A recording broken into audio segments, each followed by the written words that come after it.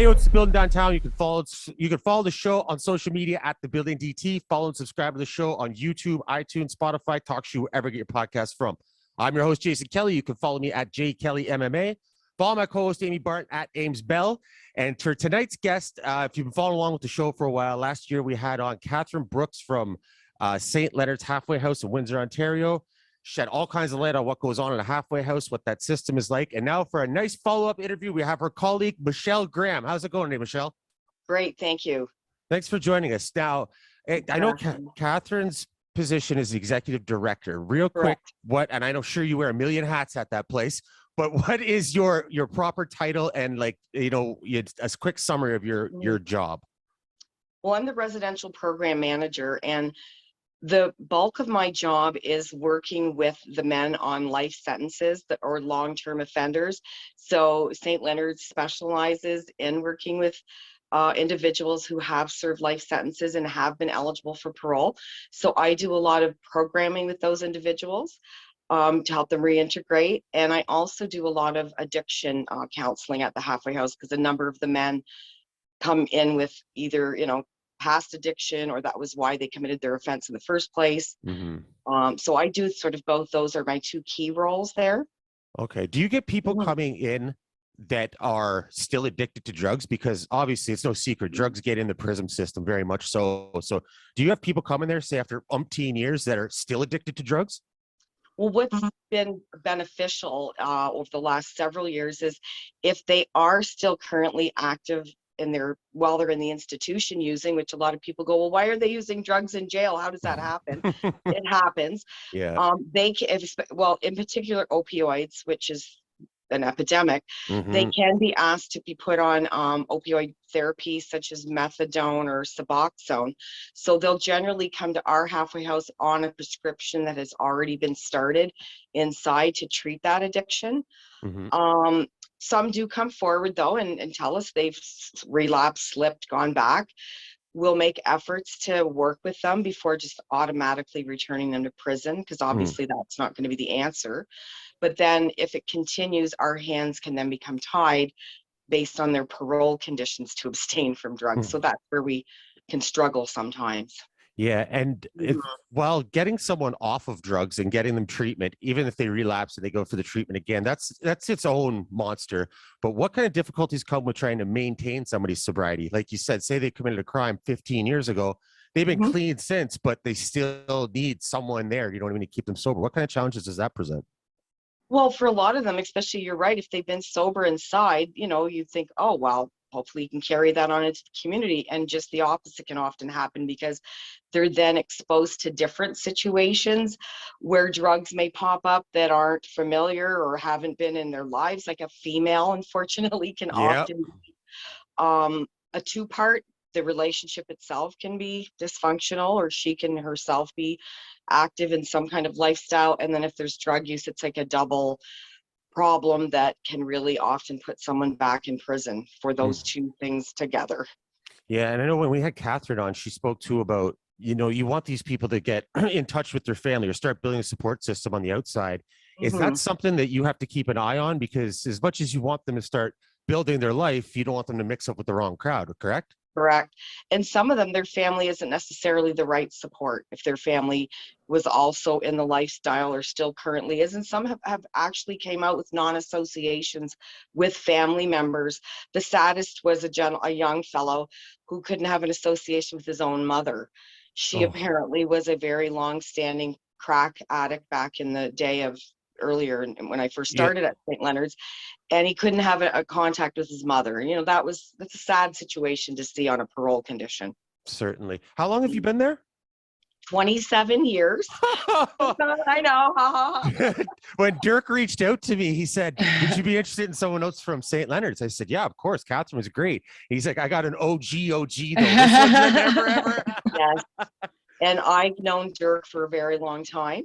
Yeah. I met him actually when he was still in medium security, because part of my job is to go into the institution and interview the men. And with lifers, we can start that relationship for years. There's some men I've worked with 10 and 15 years inside and are just now starting to come out on parole.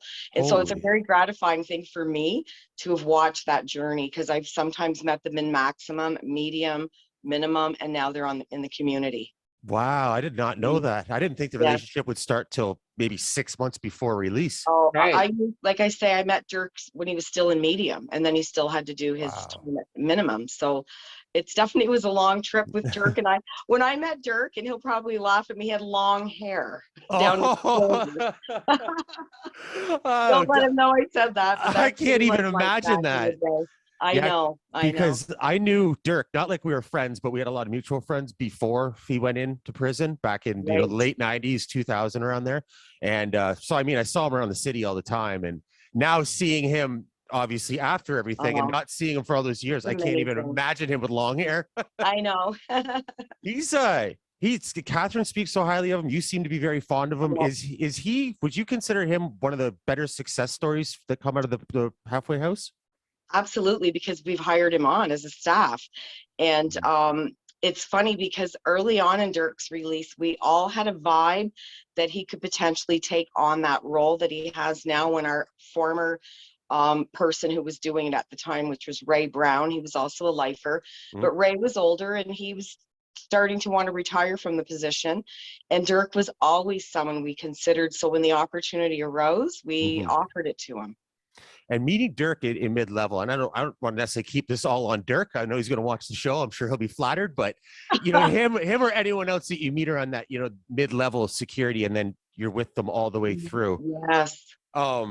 Is it like, can you almost see the potential when you first start working with them? Can you see, this is going to be difficult, or this one's going to be a little easier? This one wants to fight for themselves. Can you kind of tell that for being in this role for so long? Yes, there are many that you get a vibe early on, and then if they consistently maintain that contact over 5, 10, and they don't stop, because I've also had some that started off strong with contact, and then I think they get prison life starts to become their life, and they start to think less of the street, so the contact will start to fade, and then eventually I don't hear from them, and then all of a sudden their name will spring up 5, 10 years later. Well, it took me some time to get back of the sense of hope that I could get out. It's not uncommon when you're given a life sentence to think suicide, to think life, that when is that going to happen, so and then for them to reach out that early, that shows a lot, and then to maintain it throughout till the end is quite incredible. Yeah. And with this line of work too, I mean, drug addicts, people write them off right away. There's even people still today, marijuana is completely legal, it's proven to have medicinal benefits, everything else. There's still people that look at that as like, you're the devil if you smoke weed. So for you, I mean, obviously you have a big heart, but what kind of ridicule and shit did you have to put up with from other people that, why you waste your time on these people? Why do you care? Do you get a lot of that over your career? I got that, but I also got like, are you safe? Are you okay? That's going to be my next question. Lifers, Michelle, you're working with people who murdered people. Are you okay? And then especially, and unfortunately, like quite common, the victim in many of our lifers cases are spouses or females, like partner murders. We have many of those. And that of course, you're working with men who killed women and so on and so forth. But over the years, even my mom has met a couple of the lifers and has completely shifted her way of thinking, because she started to see that, they're not the same person they were in the 70s, 80s, not whenever these crimes occurred. And they've aged out and they've changed and matured, and they just want to have whatever, like some of our lifers are aging, so whatever life they have left, we want to try to support them if they're not posing a risk to the community. And were your parents involved in anything like this, or is this like something all new to their world when you got into all this new line of to work? them. I mean, they always knew I was drawn to this kind of work. Yeah. And but the more she got to understand it, and now she'll come by the halfway house. We have a dog, which Catherine probably told you about. Yeah. He's kind of a superstar there too. And my mom likes to pop in and see the dog. So I brought her in the other day just to give him a couple strokes, and then she left. Yeah. I actually said to Amy the other day when I was looking at the website, I took a screenshot of it. I sent it to Amy and I was like, I bet you this must be everyone's best friend in the house because He they is. come from a place that is basically hell. And every guy in there has their tough guy act on all day Yeah. long, right? You have to. Now you got this adorable puppy. Right. Who's gonna be tough or mean with a puppy, right? Like He just draws such goodness. There was a time when one of the men, like sometimes if a resident violates his condition and is arrested and gone back to prison, then we have to go in and pack his belongings, which is never fun and kind of sad. And this one individual, we were kind of ticked off at him because he had really screwed up badly.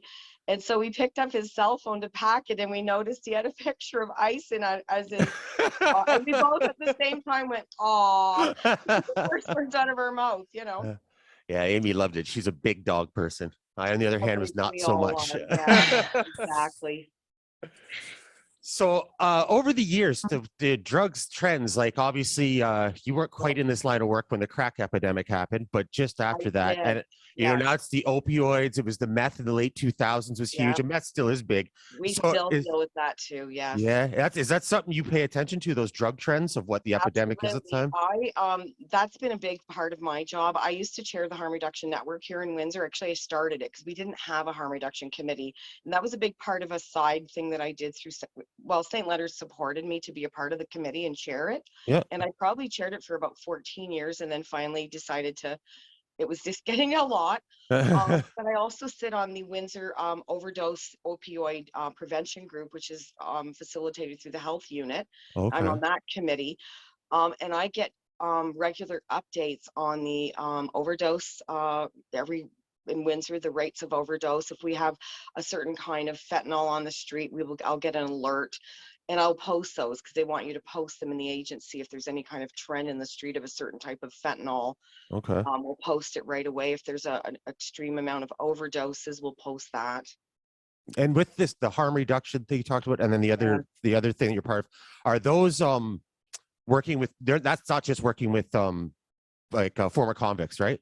Ex-convicts? Right. The harm reduction network was for the whole Windsor community. Yeah. A lot of agencies that sat on the network that were all, relevant to working in the field. So we were a collaborative group, and most of those folks are on the opioid overdose prevention committee now as well. It's a lot of the same people. And what's the drug, the amount of drugs going through Windsor? Is there quite a bit, and a lot of drug use? It's definitely, and see, St. Leonard's unfortunately is in the epicenter. I've been downtown now 27 years and have got to see, unfortunately, how our neighborhood has changed. And it was the crystal meth and the fentanyl.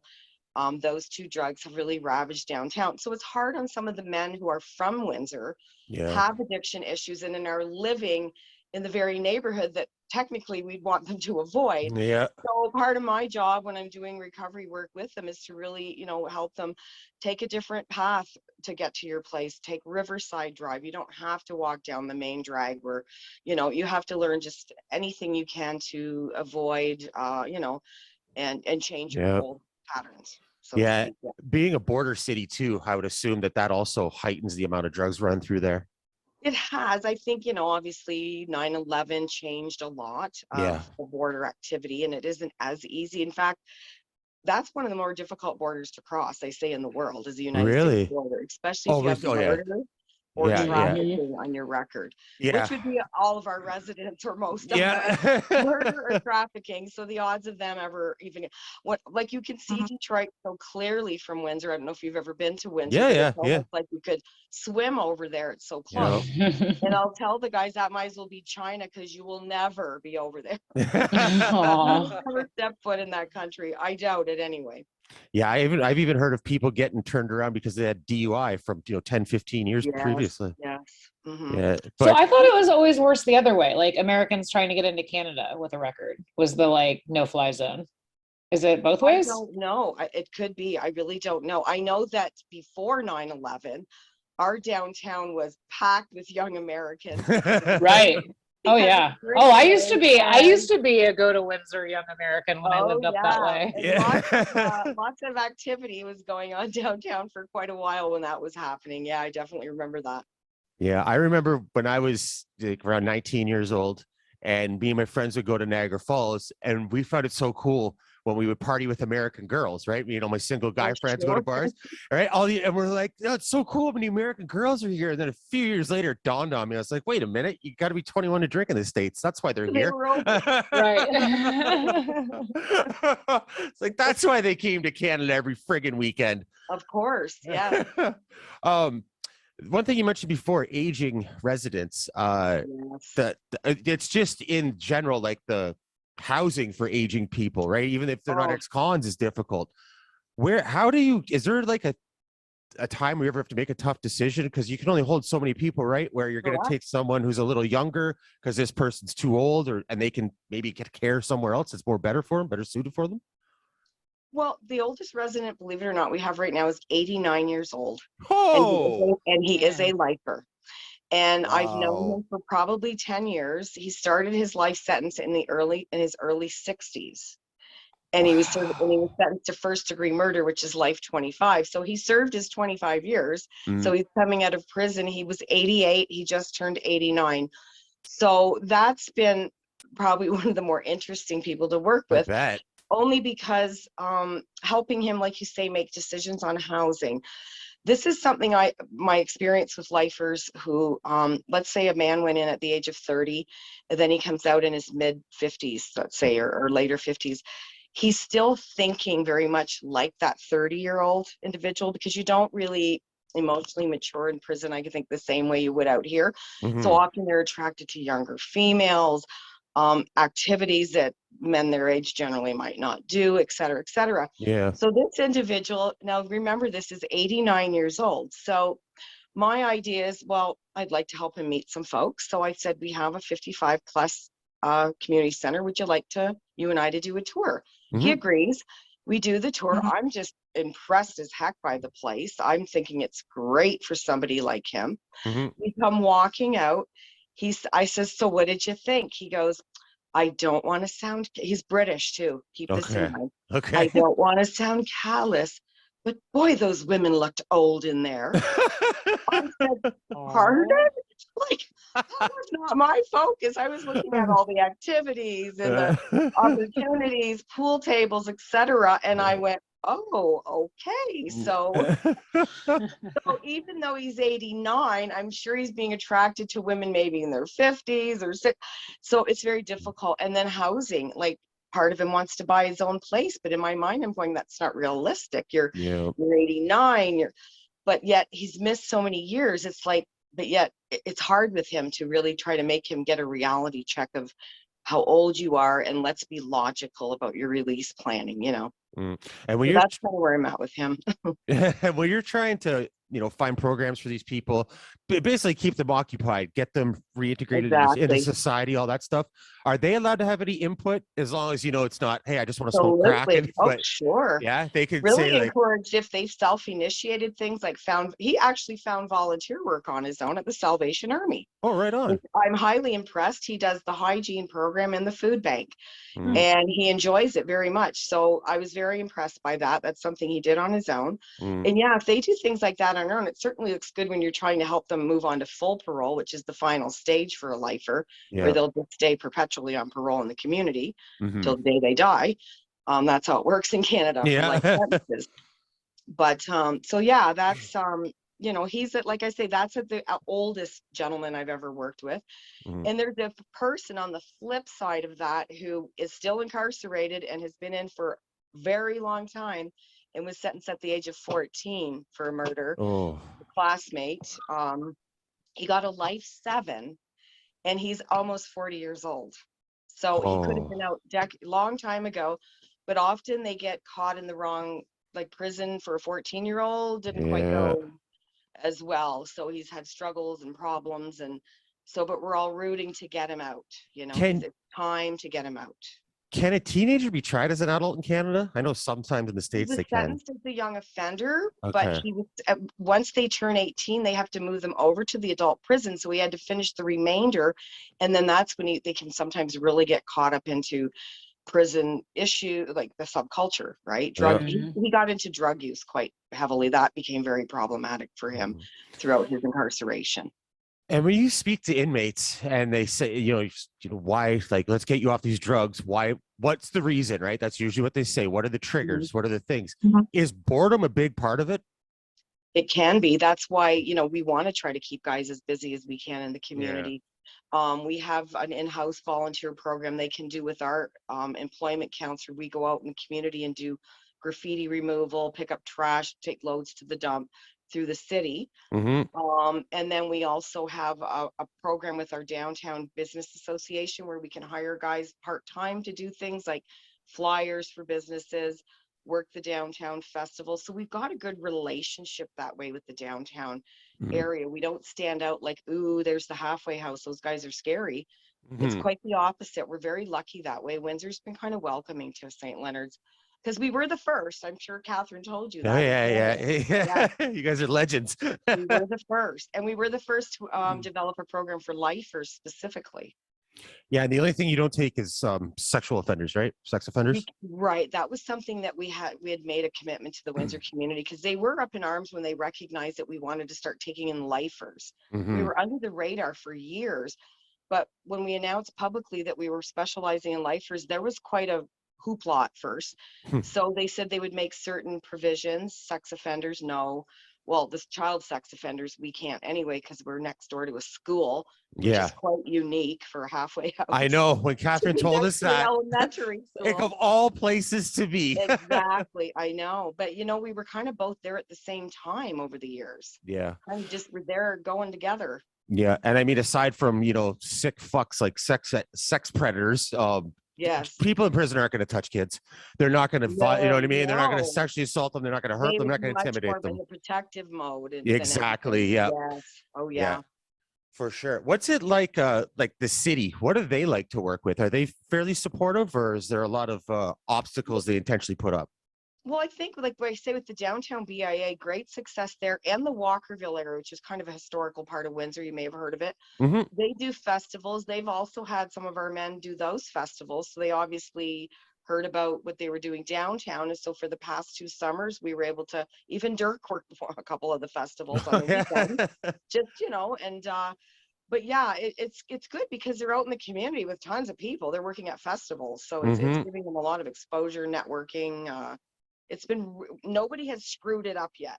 That's always our greatest fear, because it takes only one person, right, to do something, say something, and it could totally sabotage, a program. And that's something you never want to have happen. Yeah, Catherine explained to us that there's never been like a major violent incident or anything like that in the history of St. Leonard's. Staff, never. No, the only sort of major media incident we had, and this was years back, was with a lifer who took off and didn't come back one night, and somehow the Windsor Star caught hold of it, because guys do that. They'll take off and not come back. It's not like a new thing, but I think because he was a lifer, it hit the media. So the next thing you know, it's every halfway house's worst nightmare. You've got a reporter on your front lawn with a microphone going in front of the St. Leonard's halfway house, where so, Dun, dun, dun. It was terrifying. So at the time, I was running a program with a lot of guys from the community. So I was calling them all, go through the back door, don't come through the front, please avoid. And eventually he was, he turned himself in, but it was in the paper every day that week because they had accidentally banged down a guy's door, and because it was false identity, it was the wrong guy. Oh, good. The poor guy standing there with his hands out like, what the hell? Oh, what a disaster. Imagine being that guy, right? Exactly. Yeah. And so that same week, another guy doesn't come back, which again is not a big deal, but the paper's like second escaped resident of St. Leonard. So it didn't want to go away for a good week and a half. But the interesting thing about this whole story is that this happened probably 15 years ago. And I got a phone call a couple of months ago. And I pick up the phone and the guy says, "Hi, Michelle." It was this individual. I says, "Oh, well, I'll never forget his name." I said, "Hello." He says, "Michelle, how are you doing?" I said, "Fine," and so on. He says, "I'm living in British Columbia now, but Michelle, I wanted to call you and say how sorry I am for what I put." Oh, wow. I said, "What?" I said, "Wow." I said, "Well, I accept your apology." And he went on to say, he's trying to make amends. He's trying to, just go around to people he's harmed. That sounds like a 12-step type thing, but maybe it was. Yeah. And he also wanted to call another gentleman in Windsor who had given him a job back then and do the same apology. And I saw that gentleman recently, and he did call him and apologize. Wow. So it was really something. I mean, all these years later, for him to call like that, it was really, I was quite surprised by it all. That's amazing. It was. That's yeah. amazing. So do you keep a relationship or maintain a relationship with people once out of there, or is it best to cut ties? Too many. Yeah. I often tell Catherine the parole office has to charge me for the extra counseling I do for the extra. Call me, call in, email me, so on and so forth. So yeah, it happens a lot. What's like, has anyone ever came out of there and absolutely shocked you? I mean, like, that was a great story you just told, but like, they're a CEO of a company, or you know what I mean, just onto this great success that you never would have imagined 20 years ago, 25 years ago, whatever. There is one guy who was really early to my starting of St. Leonard's, and he was doing robberies. He got 5 years for it, right? And it was a real punk type mentality, like always wanting to fight, always wanting to best, right? So fast forward, he meets a woman who's a nurse. She's very religious. He joins her church. He becomes very involved. He starts a business, and he starts doing talks to various groups around the community. And in fact, I early on had him come to St. Leonard's and talk to some of the men there. He ended up over the years talking all over the world. He got like pardons and cleared records years ago. He's even been to Europe, to prisons, lots of the United States, to do talks to large groups of inmates.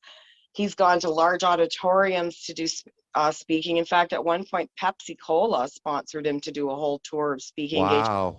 So then now him and his wife also run a series of successful daycares in Windsor that all their daughters are. So he is really quite remarkable. That's amazing. Yeah. That is so cool.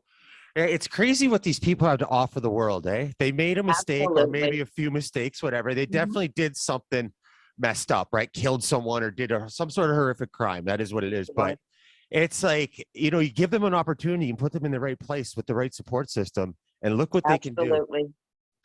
We are so fortunate and unique too with the support from our parole office, because our lifers are allowed to associate with one another outside of the halfway house. For example, in the community, well, Dirk, that's his job, but even without Dirk present, 2 lifers could go for coffee together, go for a dinner together. No other offenders can do that, and no other community would allow that. But we have seen nothing but the benefit, because it's peer support. And even with my work with harm reduction and addiction, peers are just, there's nothing like it. Lived experience to walk someone through something that you or I can't. You just don't know what that would be like to serve 25 or 30 years incarcerated. Yeah. And do you we don't want to know. Yeah, no kidding. Do you get people that, aren't in your line of work that think that basically the hell with them, they should suffer, they shouldn't get the help they need? Yes. Do you get that at all? Your mom again. My mom is against is them getting their education covered. She will go on a rant. They don't as much as they used to, because they used to back in the day could get a university education, or at least get university courses. They did cut that out. I think that became a public uproar. But my mom is dead against it. If my own son has to get a student loan and pay it back. So that's been a thing of my mom for sure. Your mom sounds like she'd be a great guest. Yeah, she probably could be. Oh, she seems funny. The funding, is that, Catherine said that's always been your guys' biggest obstacles, things in the way the most. Is that still the same? Does that run the same in your position as well? Because we really have that one main funder, which is Correctional Services of Canada. I mean, Catherine does apply for grants for various smaller projects, but grants, it is additional work because it's a whole separate entity that you have to keep documentation and so on. But really, they are our key funders. So yeah, you have to kind of, I mean, we're very fortunate that our parole office supports. If we just absolutely don't want to take a certain person, they will back us up on that. Even if there's pressure from above, they're pretty good about supporting our decision. There's times when we are pressured to take someone we really would not normally take. But if you have an extra bed and there's a bed crunch, then they start putting that sort of pressure on you to take somebody. What's the screening process like for you to decide if you're going to take someone or not? Well, we do have a community admissions team. So there's about 6 or 7 of us that meet. We've just been doing it by Zoom ever since the pandemic. We just keep doing it that way. And we review the cases as a group, and we are yay or nay. Now, sometimes we're split. So if we're split, then the parole officer has to write up the decision. We'll acknowledge that. They'll say the halfway house supports him. However, the rest of the team didn't, or the police didn't, or etc. Yeah. Okay. And with, I meant to ask this earlier, actually, when you have, you develop these relationships with people, help them with programs, this or that, and they haven't completely made it to parole. Has it ever happened where somebody's in that state where they're actually, I guess, in the halfway house and passed away from a natural cause, has nothing to do with drugs or anything like that? Well, we did have a gentleman pass away in the halfway house, in fact, and it was an older gentleman. He is somebody that I had known for quite some time inside. And he hadn't even made his first 6 months of parole at the house. And he was diagnosed with, he likely had that cancer clearly for some time in the prison. And don't get me started on healthcare in the institution. That's where I was going. You need a whole separate evening for that. But I'm sure that he was severely ill when he arrived at our halfway house. But he wanted to die at the house. Now, as a staff, we had to really have a big meeting, a big group meeting. Can we do this? Are we willing to do it? And we did have a nurse come daily, a professional. He had sort of the potty chair next to his bed. He was in a private room. And then just one morning the staff went in and he was gone. So really it's exactly the way he wanted it to be. He wasn't in the hospital. He was at least free somewhat, in his home at that time. Yeah. And then another gentleman was dying, so we were able to get him an emergency parole right to his home, and he went right to hospice. He's another one that actually sued correctional services for his cancer, and his mother carried on the lawsuit after his death. Do you find that there's a lot of undiagnosed stuff, maybe not as serious as cancer, but a lot of stuff goes missing? Yeah, or they come out and they'll go to a doctor and they'll look at the medications they're on and say you're that, and they'll just change everything because a lot of it's old. I find they are using drugs that you don't hear about it being used anymore. They just aren't really up with, and there's just many drugs they will not give out to inmates no matter what. They just won't. Holy shit, eh? So when somebody passes away like that, well, I guess you only had the one instance in the house. Do you contact family or do you guys take care of funeral arrangements? He had family that were absolutely not any part of his life, but they were notified through the parole office. But we held a small service right at the halfway house for him. There was nobody, there was nothing else. We've had probably about 4 funeral services for men that didn't have anybody else to do it for him. We had one about 4 months ago, and Dirk knew the man quite well who died. And are the other residents, do they attend this small Some service? did that knew him, yes, they did. Yep. What's it like seeing, emotion like that, or emotions of, that they're really trying, and they're up against so much, they're going to break down crying, they're going to get frustrated, they're going to get angry, all these things. What's it like dealing with that and, trying to maintain them? Because if you're pissed off or you're freaking out, you can easily make that mistake that sends you right back where you came from. Well, it wasn't so much pissed off, but I literally just dealt with something like that today. One of the lifers, who is someone I've known for a very long time in the institution, again, met him at minimum, and now he's at the house. He's entering his 2nd year at the house. He's really struggling to secure employment. He seems to have a problem keeping a job. Great guy in every way. So today he came in my office. He went to go find a place that was hiring. He got frustrated because he couldn't find the location and came back and just broke down crying. I didn't know this was going to be so hard. And he just wept. And I felt like he needed to do that because I knew that he was struggling about the job. And he kept saying, no, I'm okay. I always try to tell everybody not to be the thumbs up guy. What I mean by that is it's a true story of a real person, and it's actually sad because he also was a lifer that we knew quite well.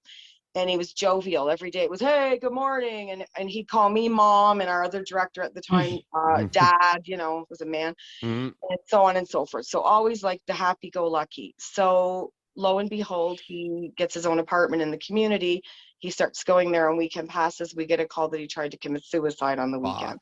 I knew that was So coming. I always tell the guys, don't be the thumbs up guy. Yeah. Clearly there was shit going on underneath, and it was easier to go, hey, you know, and do one of these every day. Hi, mom. Hi, dad. I'm out the door. And so I tell everybody, don't put yourself so high on a pedestal that you think we don't think you're going to have problems and struggles, and because only you're putting yourself up there. So yeah, I really, and so this guy today, him breaking down was probably not a bad thing, because I know he's been struggling for so long. It's probably a good thing to release those emotions, because absolutely, yes, right, for however many years he's been walking around with a mean look on his face, just waiting for anyone to try him, right? Like, you can't show any emotion in prison. Exactly. And you know, he's worked so hard to be non-violent, because he was a violent person in his day. And that is so important to him, to do nothing to jeopardize that ever again. So you know, so I'm sure there's a lot of terror around that too, right? Yeah, certainly. And when you're trying to, you know, get these people through these tough periods, it's not like you can go around hugging people all the time and stuff like that, right?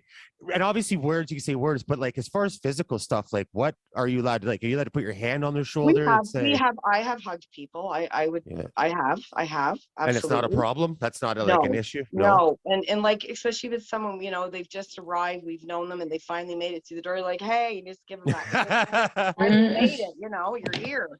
You know, and it's just that familiarity too, because you can imagine. I just wanted to let you know that we have 2 individuals that we are dealing with right now that are on their releases. One is 40 years, one is 44 years of incarceration. Oh, I thought you meant years old. 44 years of incarceration. Inside, in prison. Oh my. 40, and the other is 44. So they're both sort of coming to the house around the same time, which is a good thing, because they can really be sort of, and Dirk will be heavily involved with them as well. But yeah, just knowing what they've missed for 44 years is mind-blowing. Yeah. That's crazy. Really, that's going back to what, 1980, 1978? Yeah. It's late 70s for the one guy, and 80s. You know, they've got those 2, especially the one, he really fell through the cracks. In fact, the parole board said, you fell through the cracks. You should not still be here after 40 years. You know, man. Holy shit. There's a lot of people too. I mean, it's a common thing. Everybody's innocent in prison, right? By the time they get to you, are there still people that maintain their innocence and say that they were wrongfully convicted? We only have a couple lifers who maintain it, but most of them know they've admitted they've accepted it. But we have like 2 that are very steadfast on it. So who knows if they're not wavering from it, and they've been in for years and they are still fighting it. So I don't know. Wow. Only they know, right? Really, if they did or didn't do it. How much how much information do you have about their cases and the crime they committed? A lot. We have access to the offender management database, which is fantastic. And it's been the best thing we ever had, because we didn't have it before when I first started. We can open up any offender and look up anything we want to about them, from psychological to past criminal or past institutional behavior programs they've done. So yeah, we're very fortunate to have that access. Wow. And that's also stuff while they're incarcerated? Any sort of it's all their behavior. There's case notes that they did something. You can read incident reports. So that's helpful for us, for sure. Does it also have good stuff in there that they did? Absolutely. Like, you know, their program reports, if they've done well, they're usually quite positive, and you know, give lots of recommendations supporting them to get out on parole. Right on. When you start working with someone at, say, mid-level like a Dirk, how does the file come across your desk, so to speak? Like, how do you figure, okay, this is a new guy I'm taking on, I'm going to meet with? How does that happen? Well, our Lifeline program was fabulous for that, because that was their job, was to go in and seek out these guys that were lifers and then recommend them to call us or write to us, etc. Today, it's really word of mouth for St. Leonard's and Windsor, because we have such a long-standing reputation with lifers that other lifers just know.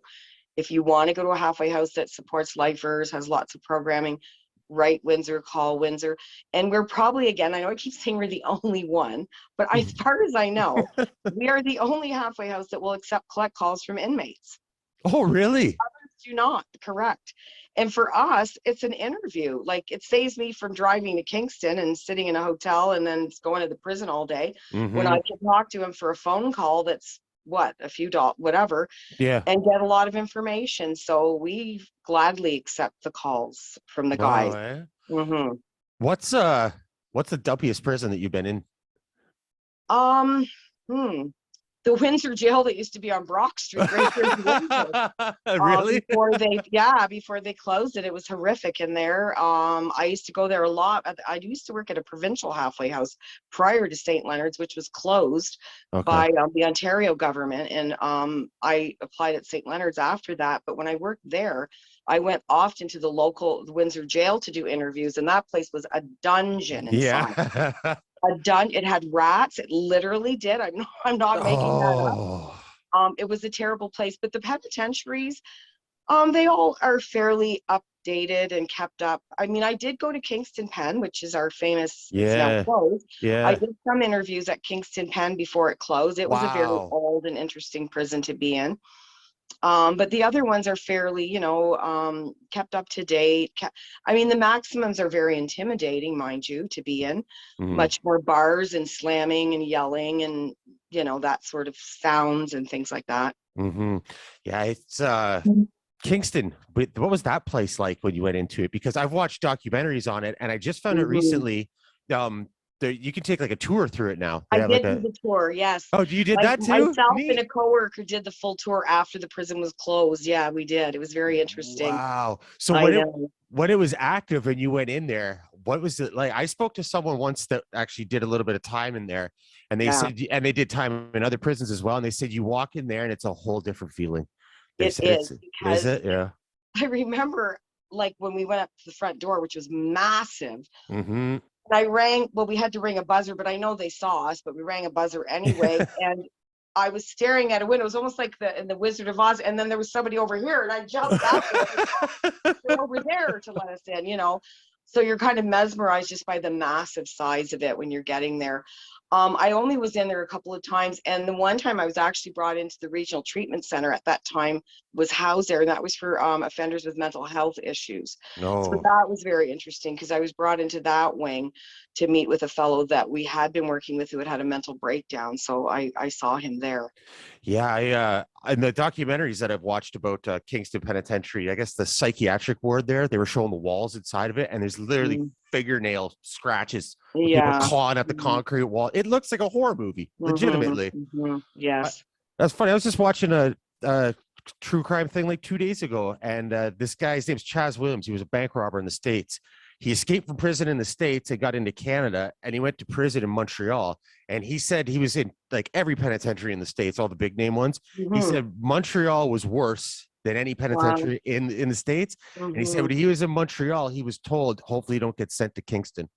And they told him that that's way worse than here. So I'm sure it was. I mean, there had the riot back in the day. When I first started at St. Leonard's, I met an old fellow who had been in the Kingston riots. Of course, that's all he could talk about.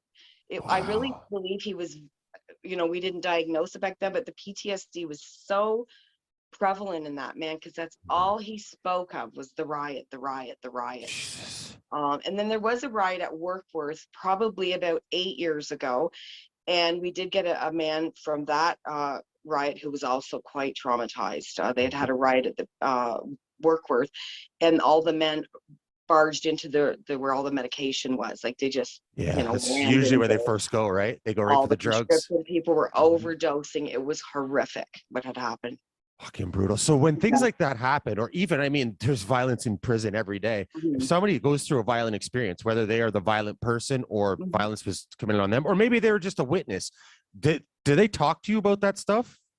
Well, over the years, because I have been doing so much programming, I'm getting myself more comfortable in how to work with people on various things. So I do a lot of work on PTSD and getting people to talk more about trauma, because going to prison is a place where people can come back out with PTSD. It's listed as one of the, going to war, going to prison. It's right there. As the list of things that could potentially traumatic events cause someone. And some of the men, I'll never forget one who really was close to my heart. He ended up moving out west. He said to me one day, I hope prison hasn't hardened me so much that I won't have compassion if I see someone like laying on the side of the road dying, because in jail I'd be like, turn your head, don't look. Yeah, And you get so used to that. He said, I hope I haven't lost compassion for humanity, sort of thing. Yeah, because it's so easy, right? You go in there and what you want to do is numb your feelings right from the start. You want to numb yourself to everything. Survival. Yeah. Right. And if you're in there, say a decade plus, how do you turn that back on? You can't just, well, I'm released, I can love again. It doesn't work like that. Absolutely. Fucking horrific. 100%. So when you're speaking to these people about these things that they've went through, I mean, that's got to cause some sort of fucking trauma for you, no? You're hearing horrific things, yeah? It's so true. And so I think the thing that we're so blessed about at St. Leonard's is the relationship we have with our day staff. It is a lot of women, and I don't know how that happened. But, predominantly women apply for this job. Even like when we put out, we're actually hiring right now for some part-time staff, and it's mostly women who apply. I used to be the volunteer coordinator there for many years, and it was mostly female students or female, and we'd like to have more males. We truly would. It's not that we're just, we're women, feminine. It just seems to happen that way. But we do have a fabulous sort of way that we can run into each other's office and go, oh my God, I can't believe so-and-so just said that to me. What a fucking asshole. Yeah. And then we'll cut it out. We'll talk about it. And then every day we do our shift exchange. So that's us letting the next staff know what we went through or what we talked about. So we're debriefing a lot. We also have shift exchange, we've done some retreats. We've done some staff retreats, which have been really awesome. Well, that's where cool. we just all have gone away for an overnight situation. Sometimes we'll go for drinks. We try to do the St. Patty's Day thing as a staff. So, we do try to, those are the things I think that help us cope, right? Is just having that great, and we have a chaplain who, even though he's a chaplain for the residents, he's also a really big sounding board for us sometimes too. I'll just say, I need to talk to you for a minute. And our chaplain would also probably be a great person for your podcast. And I mean that wholeheartedly, because he's not your typical, he's going to be blessing and talking Bible. He doesn't even look, he looks like a resident. A lot of people say, oh, you're a staff resident. We actually should line that up. That sounds like it could be interesting. He's awesome. Yeah, he'd be lovely to have on. And he's awesome for us and the residents as well. We're very blessed to have him, actually. That'd be so cool. Do you think that there's a reason a lot of women are involved in this is because of that mothering, nurturing instinct that's just in women? Well, in a lot of women? I believe so. And interestingly enough, though, a lot of the men say that if they're going to have to do counseling or psychology, they always say, can I get a female? Yeah. He go, oh, that's because he was in jail. He wants to be around a bunch of women. I go, no, I don't see it that way at all. No. They want to open up, but there's a comfort level that they expose themselves more to a woman in a situation. Right. Man to man, right? Even if you're not trying to put on a tough guy act, you're still, it's two guys talking, right? You don't want to start break down crying when you're talking to another dude. You're talking to a woman. Yeah, you can get that nurturing motherly feel from speaking to a woman. Yeah. And it's not like she has to be older than you either. She could be younger, same age, whatever. Absolutely. It's so true. Yeah. Yeah, I wouldn't believe that either. I agree with you. It's not because they want to be around a woman. I'm sure they want to be around women, but not for that. Not that time. I mean, when we used to, with the YMCA for many years was right across the street. We couldn't have been more blessed, unfortunately. But when it was there, our guys could get free passes. I mean, it was fantastic. And we had that for a good 12 years.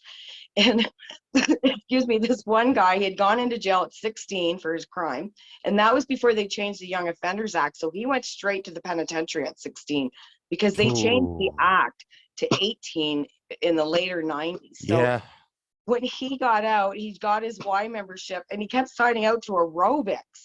I said, you do aerobics? I stand in the back, it's all women. You better believe I do aerobics. Yeah, he's no dummy.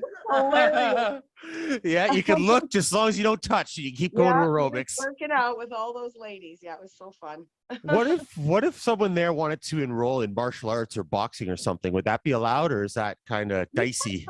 We've had a couple young guys that wanted to do the boxing, and we do have a couple good boxing clubs here in Windsor. We wouldn't turn that away if it was perceived as something, healthy and a good outlet or something that could, like we've got guys that'll join other teams, hockey, baseball, and community teams, things like that, for sure. Yeah, actually, yeah. There's a very strong presence of mixed martial arts, like the community in Windsor. Amy and I used to actually cover UFC and boxing and stuff like that for almost a decade. Yeah, and We I did used, have a young guy who said he was going to be a UFC fighter, but I just felt like that was more of a prison thing. yeah, I think the reality kicked in that yeah. wasn't really going to happen. Oh yeah, that's been common over the years. I've run into people that they think the tough guys are badasses, and they say it. They think it makes them sound even more tough. Meanwhile, they're having a cigarette while they're telling me they're going to be a professional athlete. Yeah, right. Sure you are. Well, our guys would go to the Y and come out and light a cigarette all the time, every day. That's awesome. Yeah, there's but from going to Windsor at Caesars there, I used to go cover MMA events there all the time. I know there's MTC Windsor that teaches different martial arts and stuff. But yeah, I was just wondering because it's such a great way to release aggression. It's a good workout, and it, especially if you get into light sparring or something, you get taught real quick. You're never the biggest dog in the room. There's always a bigger dog, and it humbles you, and it can really get your shit together and keep you disciplined. I don't disagree with you. The other halfway house I worked at, we had a bag in the backyard that the guys would get out there with gold. I really like that, but we don't really have a setup like that right now at our place to do something like that. The facility doesn't room something like that. Yeah, just next thing you know, you're putting on fights in the backyard. Yeah, the boardroom suddenly turned into a ring. Yes. my money's on Catherine all day long. What other kinds of things do you guys bring in for entertainment wise? Because I'm sure you're fairly limited for what you could bring into the house. Well, just the other day we had a bingo game with a bunch of guys. Were kind of sitting around. We said, "You want us?" And we had a bunch of chocolate bars, so we played bingo for chocolate bars. Nice. I brought in a bunch of pumpkins, and they got really into carving. Like, guys were taking pumpkins to their faces, and like, honestly.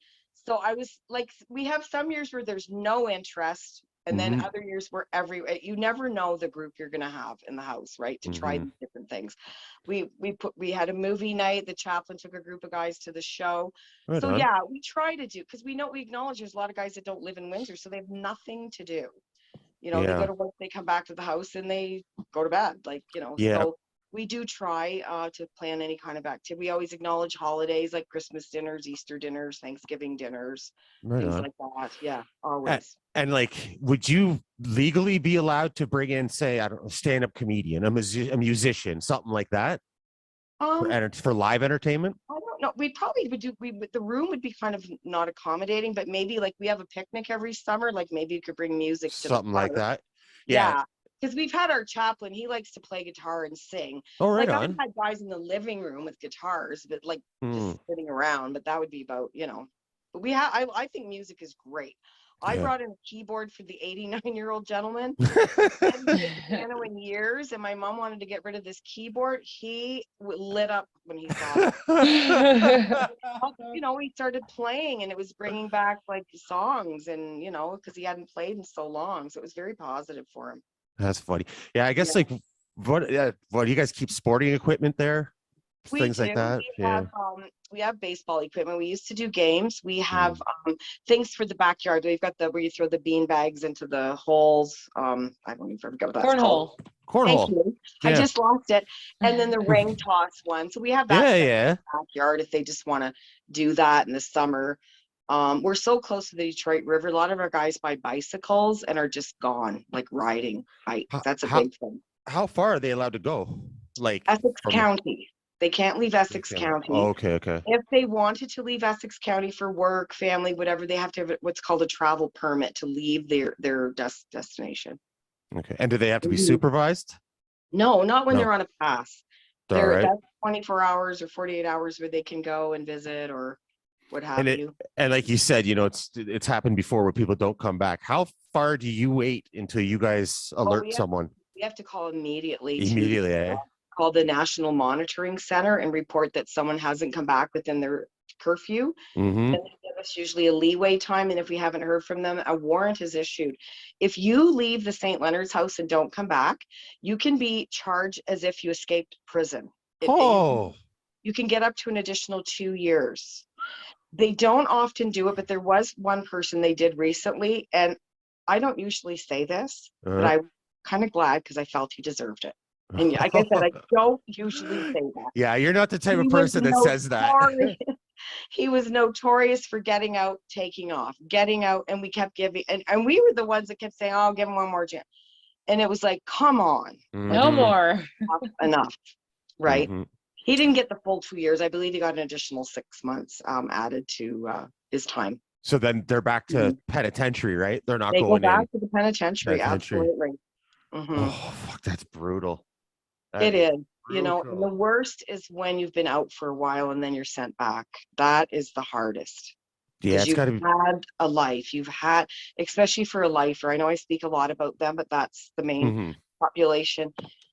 When a Yeah. lifer goes back, it's absolutely devastating. I don't even know how else to explain it, especially when they go back from the house, because we've known them for years generally and worked so hard and done everything we rooting for them, and then they mess up, and it's usually something self-inflict, nothing where they're out, they're usually using again, or they keep going to see somebody we told them not to, and cheating and sneaking around type of thing with a woman.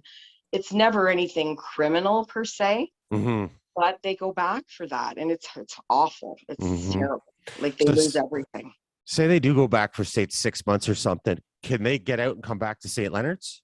They can, but a lifer generally goes back to 2, sometimes up to 5 years on a violation.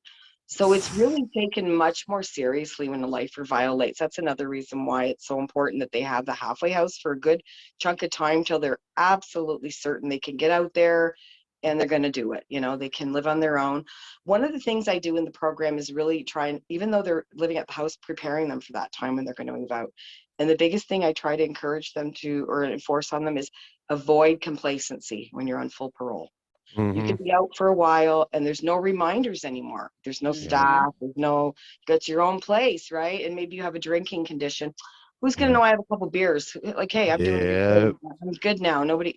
And that complacency, I've seen guys get to that far in their parole and then mess up.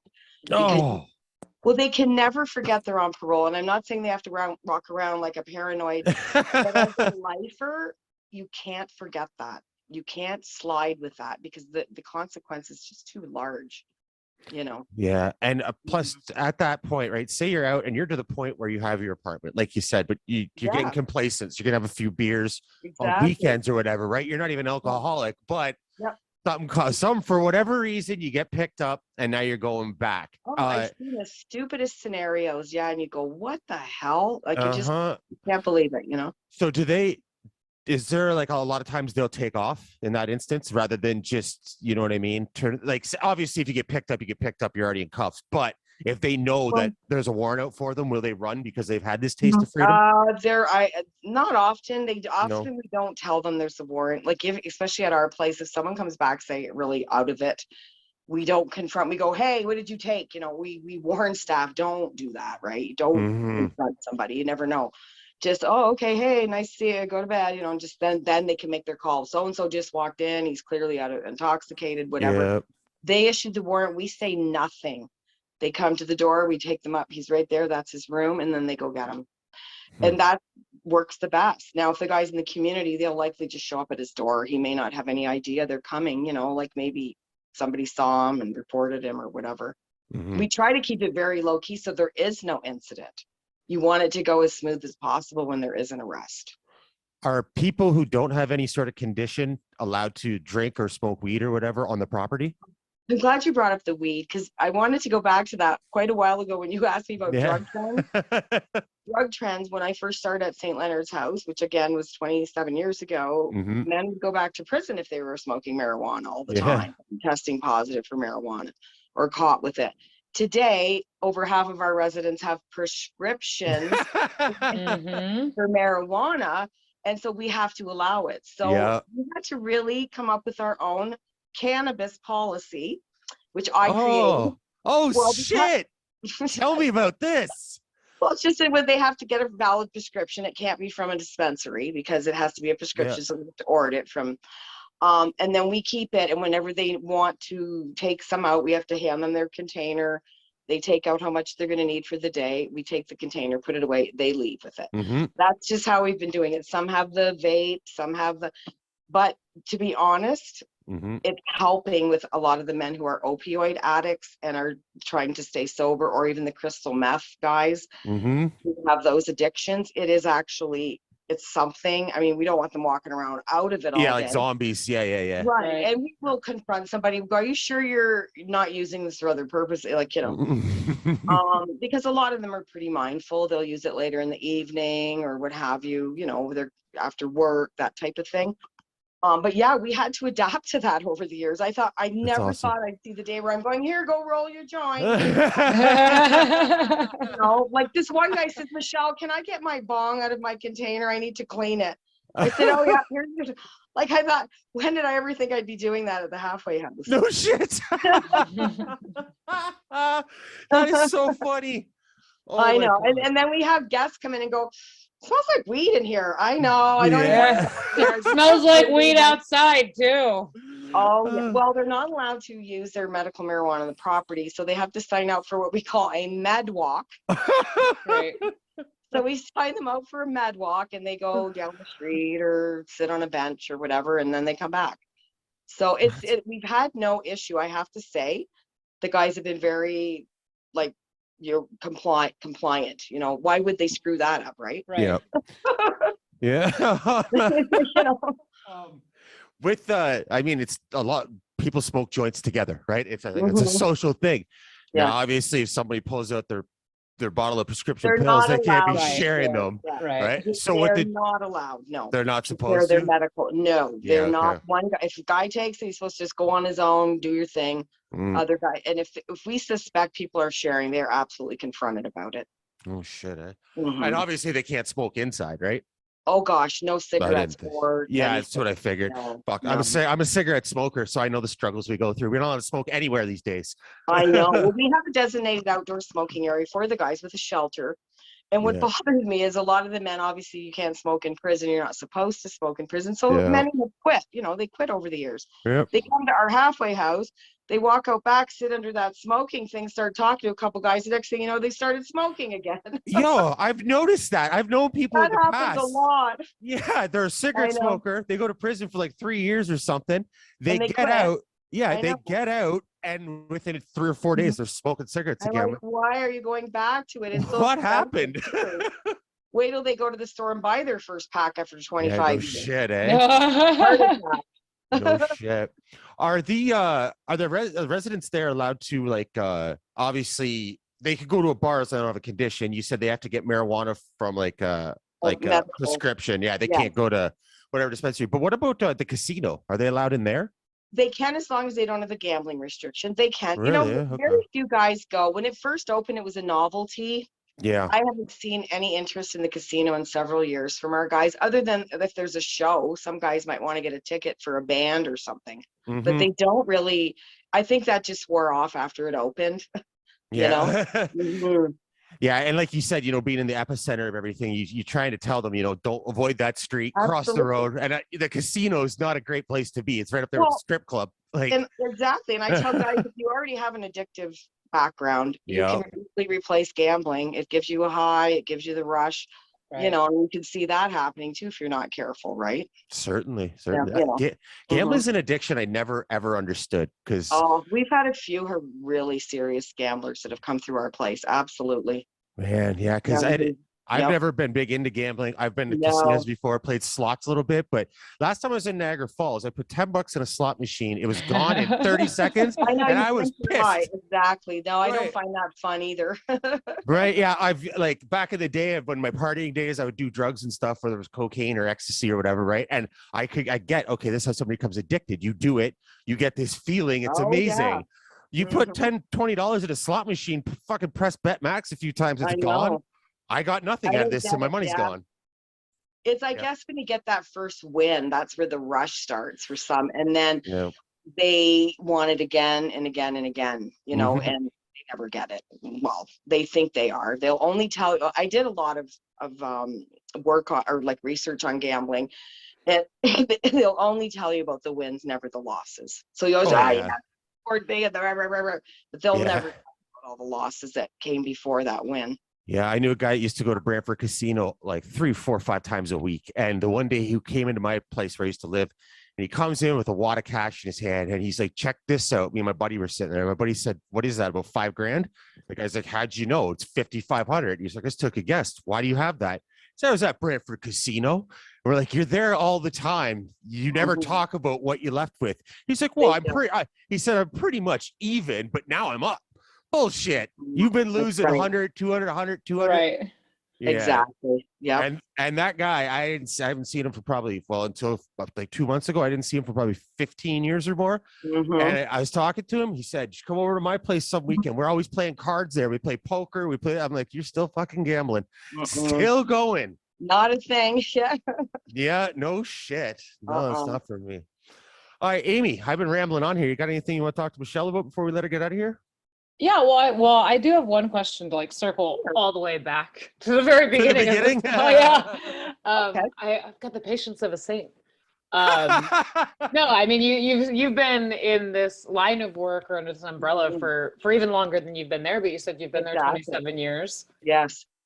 So when you've worked with some of these guys as long as you have, do you end up considering them like family, or are you able to like be proud of them and work with them and all that, and then very much still separate that out as just work? I've had to do the second half of what you said, even though the guys will say to me, you are my family, or you feel like my family. I don't feel that back. I feel more, I've always felt I'm a professional with them. I'm a person who's been significant in their lives, but I've never been crossed that boundary. I've always believed you do it once, you will never get it back. I've seen it over and over again, especially with females. I've had to myself fire females who got involved with residents. So I understand it can happen. But I've always been able to only see myself as someone who's significant in their lives, someone who's part of their case management team, and someone who will be there still after. I have a couple men who have me down as their emergency contact who no longer live there because they had no one else. So I guess I play that role. Do they see that as a family member? Maybe, but I don't. I just know that they have no one else. So if they've known me that long, then why not put me down as an emergency? Who else would have known them for 10, 15 years like I have? So that I don't mind. Have you ever gotten a call for somebody that put you down? I did. That's why I was saying I was working one day. This man hadn't been in the house for years. And at first I had to think for a second. Michelle, this is Hotel du Hospital. Stephen, such and such is in. I said, oh, okay. He's got you down. Okay. I had to think I said, okay, yes. Tell him what's happening, so I was able to kind of get something. But yeah, it's definitely. And I just had a man the other day ask me if he could put me down as his emergency. I said, fine, go ahead. Have you ever gotten without warning, have you ever gotten I need a reference because this person wants to move in, I need a job reference? Has anybody put you down for something that you weren't aware of?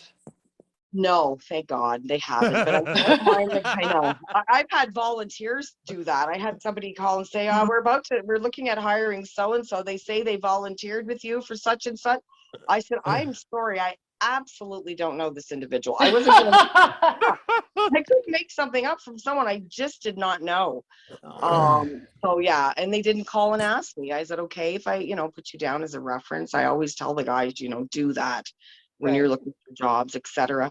I have been a landlord reference, if that sounds funny, but sometimes when guys are looking for apartments, they're supposed to provide references. Well, who are they going to say? The warden at work? So they have to. So I say, put me down, and I wordsmith it. I go, he's an excellent tenant. He's clean. He's quiet. I try to stay away from what we actually are, and just talk about a tenant that's actually been working okay so far. So is there anything you wouldn't agree to be a reference for or to be put down as? I probably wouldn't I certainly wouldn't for anything like financially, obviously that car loan. Right? I wouldn't want to be a work reference unless I really felt confident about the person was going to, because if they messed up, I would probably take that quite badly. But there's been a few guys that I would absolutely be a reference for jobs. It just depends on who the person is. Sure. I think. Yeah. So, well, speaking of jobs, this is probably my last one for you, but It's not. What? It never is. What would happen if, so like, you know, these guys, like, say there's no restriction, nobody has a restriction for, you know, drinking or gambling or any of the things. And they want to work, right? And they're looking for jobs, and maybe COVID is still a thing, and there's a lot of remote work, and maybe they go down that rabbit hole, and maybe one of them goes, hey, I want to set up an OnlyFans. Oh. Can they do that? That's none of your business, or it is your business because they live there? Yeah, we'd have to know stuff like that. There was actually a guy who was at our house, and then he got out, and we found out he was setting up sort of a sex work website for himself, doing some nasties. Yeah, and obviously the parole officer was not going to support that, right? Because that can involve hookups with maybe people that are into, you know, drugs or who knows what. So they have to, like, on the back of their parole certificate, even though they have very specific conditions that the parole board made, like no drugs, no alcohol, no whatever, on the back of everyone, they have a standard list. And one of them is, and it keeps it really general, must provide information to a parole officer on anything that could change your parole status, whether it's employment, relationship, financial. So it covers everything. So they got to be transparent. They really do.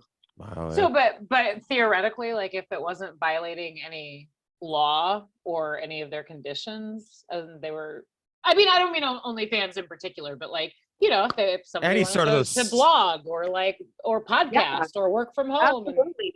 We have, well, I think anything like that would be great for sure. That kind of stuff. We've got a guy right now who's actually doing some research with a professor from Osgoode Hall, which they work with the wrongfully convicted. And he's actually going up to do a talk at his class at Osgoode Hall. He's doing research work with them. They have online meetings and Zoom meetings. So he's getting himself out there. And we certainly support it. Absolutely. Wow. Are they allowed to play on teams? Yes. Like team sports or anything? Dart teams, whatever. Yeah. Yes. And they don't have to disclose that to the league? Yeah, they have to tell us. Like, we have two guys that joined the Legion Hall, and they did it specifically to play darts. Yeah. And we don't have drinking stips, but we just said you can't come back to the house intoxicated or we'll cut it off, you know? Yeah. So yeah, it just, we have to know where they're at. If they're signing out, they have to go where they say they are. If they leave that destination, they still have to call and say, I'm no longer at home. I went over to the mall, and we'll make a note of it. And that's just them covering their butt, basically. Yeah. Do you have to stress that to them as well? Like, look, I'm not trying to be a nag. Yeah. We do. We don't want to be running behind people. Did you do your chore? Did you? Yeah, exactly. It's for your own good. We're a bunch of adults. Yeah, exactly. Yeah. All right, Michelle, is there anything else you wanted to touch on or get out there before we let you go? No, I'm so happy that people are interested in what we do. You know, a lot it's of people amazing. don't know enough about it. And my former director is looking at possibly doing a documentary with a film guy about the origin of our place. So that would be really cool. And we'll let people know if that's going to happen. So yeah, that's kind of exciting news. Yeah, please keep me posted if that's going on. Because I mean, for one, obviously spreading it, promoting it, getting it out there in front of people's eyes will definitely help with that. And obviously I'm very interested in seeing that if it gets completed. Very interested. Okay, so we got Catherine, we got you, we had Dirk. We're going to line up the chaplain. I figured by like, Riley, yeah, by about March, we should have the dog on, Amy? Yeah. I mean, we should have started with the dog, if we're being honest. We should have started with the dog. That would have been awesome. Well, thank you so much, Michelle. That was great. I had a lot of fun. Thanks for inviting me. I enjoyed it. I appreciate the time. And Amy, you're sure you're done this time? I'm good. I'm good. All right. For Michelle Graham. To both of you. Yes, you too, Michelle. I'll send you a link too once this is up. Great. I'll say it. Yep, no problem. All right. For Michelle Graham, Amy Barton, I'm Jake Kelly. It's the Building Downtown. We out. Peace.